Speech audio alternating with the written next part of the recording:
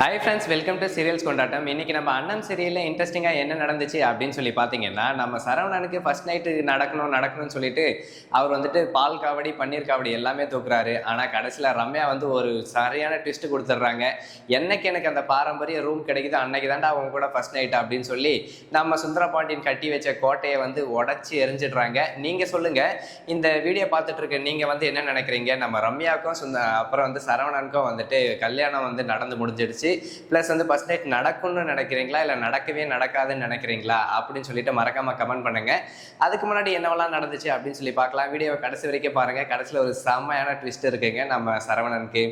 இப்போ என்ன நடந்துட்டு இருக்கு அப்படின்னு சொல்லி பார்த்தீங்கன்னா, நம்ம ஹீரோ இருந்துக்கிட்டு ரொம்ப சோகமாக கவலையாக வந்து உக்காந்துட்டு இருக்காரு கார்த்திக். அவரை வந்து பார்த்த உடனே நம்ம அண்ணன் வந்து என்ன நினைக்கிறாங்கன்னாக்கா, என்ன கார்த்திக் பண்ணுறீங்க, நீங்கள் வந்து இந்த வீட்டில் நடக்கிற விஷயத்தை பற்றி நீங்கள் என்னமே கவலைப்படாதீங்க, கண்டிப்பாக எல்லாமே ஒரு நாள் வந்து மாறும், அதுக்கு வந்து நான் கேரண்டி. அதனால் நீங்கள் என்ன பண்ணுங்க, கடைசி வரைக்கும் வந்து நம்பிக்கை வந்து தளர விடாமல் இருங்க, எல்லாம் நல்லதே நடக்கும் அப்படின்னு சொல்லி பேசிட்டு இருக்காங்க. நல்லவங்கெல்லாம் ஒரு பக்கம் வந்து பேசிட்டு இருக்காங்க. ஆனால் இந்த கெட்டவங்க எல்லாரும் சேர்ந்து ஒரு கேடுகெட்ட வேலையை செய்யறதுக்கு வந்து ஆர்வமாக காத்துட்டு இருக்காங்க.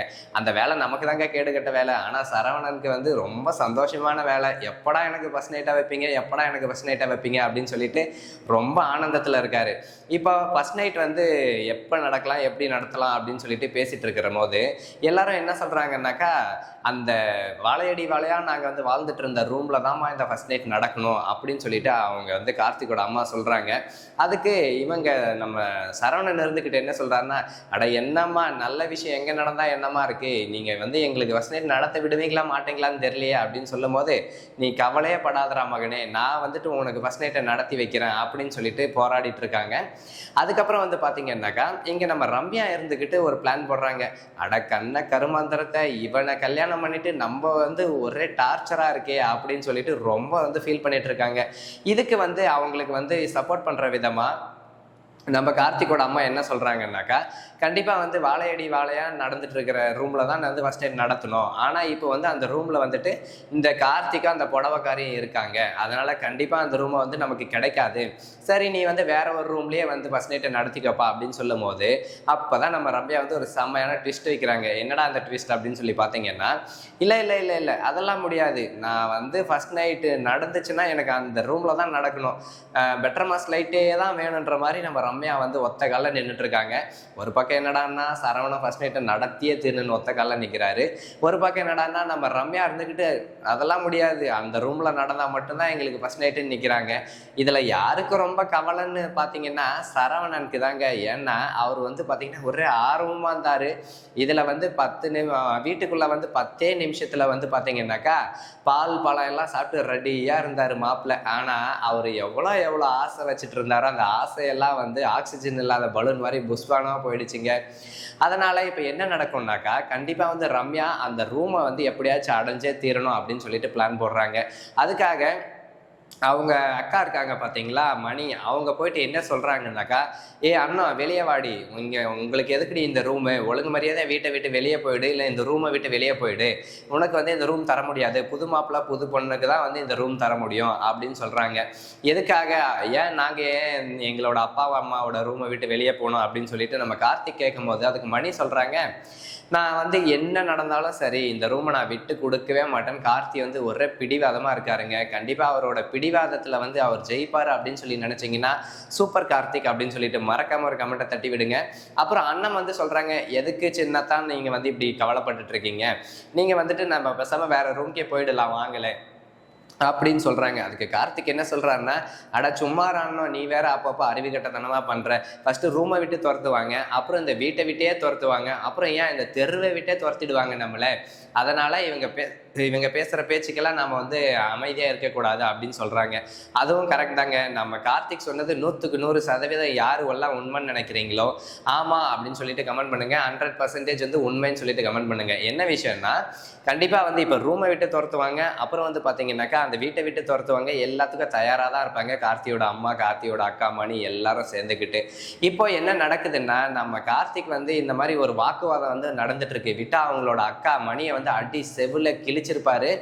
அதுக்கு முன்னாடி பார்த்தீங்கன்னா அவங்களோட அப்பா சண்முகம் வந்துடுறாருங்க. அவர் வந்துட்டு, ஏய் என்ன இங்கே வந்துட்டு இருக்க, உன்னை அந்த வீட்டை விட்டே வெளியே துரத்திட்டேன், இப்போ என்னவோ புது பொண்ணு புது மாப்பிள்ளையோட சேர்ந்து வந்துட்டு இந்த வீட்டை விட்டு என் பையனையும் என் மருமகளையும் நீ வெளியே போக சொல்றியா, முதல்ல நீ போடி வெளியே அப்படின்னு துரத்தி அடிக்கிறாருங்க. நம்ம மணியை சரியான அசிங்கமாக போயிடுது குமார் அப்படின்ற மாதிரி ஆயிடுது. இப்போ என்ன நடக்க போகுது அதுக்கடுத்து அப்படின்னு சொல்லி பார்த்தீங்கன்னா, நம்ம சரவணன் வேற ஒரே ஆர்வமா இருக்காரு. ஐயோ ரூம் கிடைக்குமா அப்படின்னு சொல்லிட்டு காத்துட்டு இருக்காருங்க. எல்லாரும் பாத்தீங்கன்னாக்கா சொந்த வீட்டுல எந்த இடத்துல ஃபர்ஸ்ட் நைட் நடந்தாலும் சந்தோஷப்படுவாங்க. ஆனா அந்த மாதிரி தான் நம்ம சரவணனும் இருக்காரு. ஆனா இந்த ரம்யா இருந்துகிட்டு ஒரு முட்டுக்கட்டையை போட்டாங்க பாத்தீங்களா, அந்த முட்டுக்கட்டையை நம்ம சரவணனுக்கு பெரிய அடி, சுனாமி விழுந்த அடி மாதிரி இருக்குங்க.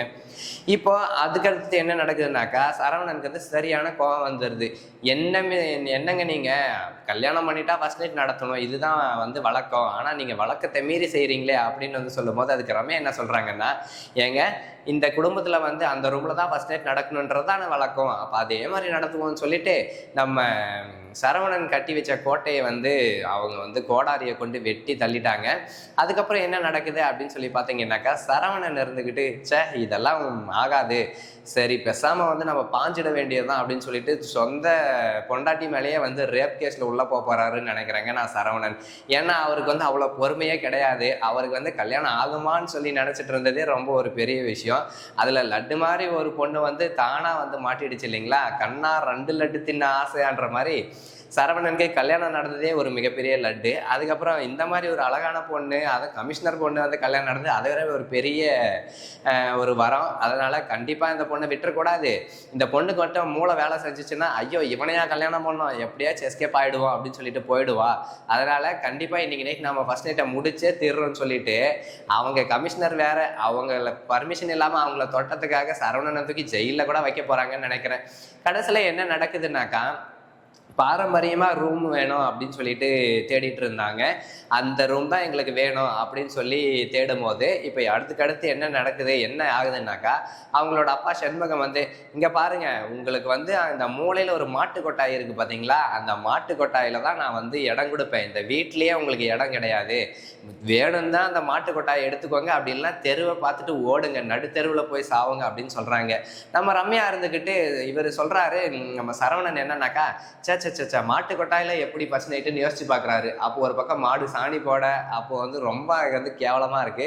அதனால வா நம்ம வேற வீடு பார்த்து போயிடலாம்னு சொல்லும் போது, அதெல்லாம் முடியாது, மாட்டு கொட்டாயில கூட தங்குவனே தவிர நான் இந்த வீட்டை விட்டு வரமாட்டேன்னு சொல்லிட்டு ரம்யா ஒரே பிடிவாதமா இருக்காங்க. அப்புறம் என்னங்க, ஃபர்ஸ்ட் நைட் மாட்டு கொட்டாயில நடந்தா எப்படி இருக்கும் அப்படின்னு சொல்லிட்டு மறக்காம ஒரு கமெண்ட்டை தட்டி விடுங்க. இந்த வீடியோ உங்களுக்கு பிடிச்சிருந்தா லைக் பண்ணுங்க, கமெண்ட் பண்ணுங்க, ஷேர் பண்ணுங்க. இது போன்ற அன்னம் சீரியல் பத்தின இன்ட்ரெஸ்டிங்கான மற்றும் சூப்பரான அப்டேட்ஸ்லாம் நீங்க உடனுக்குடன் தெரிஞ்சுக்கணும் அப்படின்னு நினைச்சீங்கன்னா மறக்காம நம்ம சேனலை சப்ஸ்கிரைப் பண்ணிட்டு பக்கம் வர பெல் ஐக்கனை கிளிக் பண்ணிட்டு அப்படியே ஆல்ற ஆப்ஷன் எனேபிள் பண்ணிக்கிட்டீங்கன்னா அப்பதான் நாங்க போடுற வீடியோஸ் உங்களுக்கு உடனுக்குடனே நோட்டிபிகேஷன் வரும். ஓகே ஃப்ரெண்ட்ஸ், வீடியோ பிடிச்சிருந்தா லைக் அண்ட் ஷேர் பண்ணுங்க. டாடா.